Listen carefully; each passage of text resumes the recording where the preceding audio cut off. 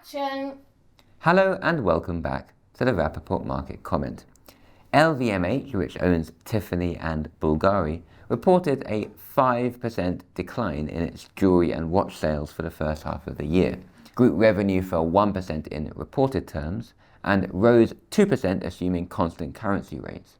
How can these two things happen at the same time? Well, I will soon explain the conditions that led to this. This was a difficult half year for the French luxury conglomerate's brands, which span the fashion, jewelry, cosmetics, and drinks sectors. Sales in Asia, which includes China but excludes Japan, decreased substantially.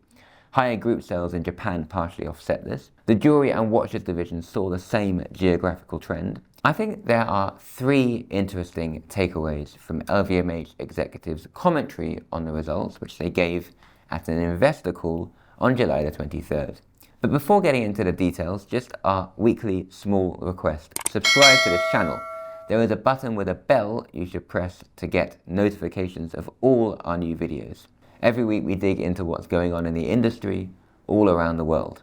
You can also comment, like our videos, or suggest new topics we should follow in the coming months. Now, let's get back to LVMH. First, the company gave quite a concerning view on the bridal jewelry market. Its CFO, Jean-Jacques Guillaume, said this segment was under pressure. This has a disproportionate impact on Tiffany, its leading jewelry brand, where engagement rings are a major part of the US business.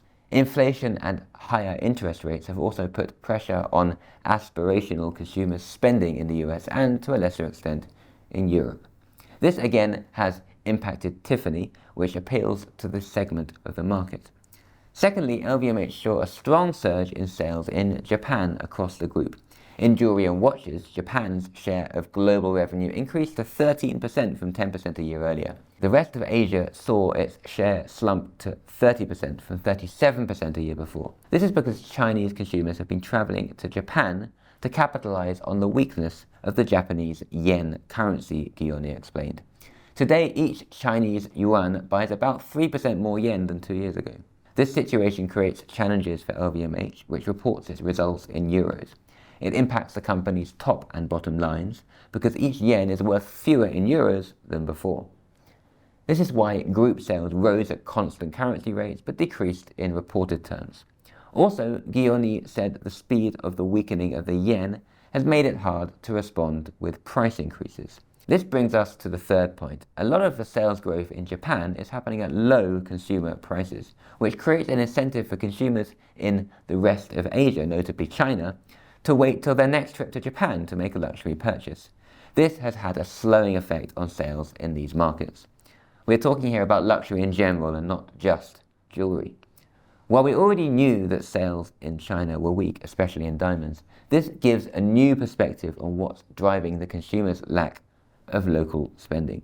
The sentiment from LVMH is consistent with reports we're hearing about luxury brands buying fewer diamonds than expected. This in turn is consistent with the recent declines in the prices of the top color and clarity diamonds that the leading houses buy. Will the situation improve in time for the holiday season? Let us know your predictions for the second half of the year in the comments. This video is sponsored by Rapnet, the world's largest and most trusted diamond trading network. If you buy or sell diamonds, Rapnet is the right solution for you. Find out more at rapnet.com. Thanks for watching and enjoy the rest of the week.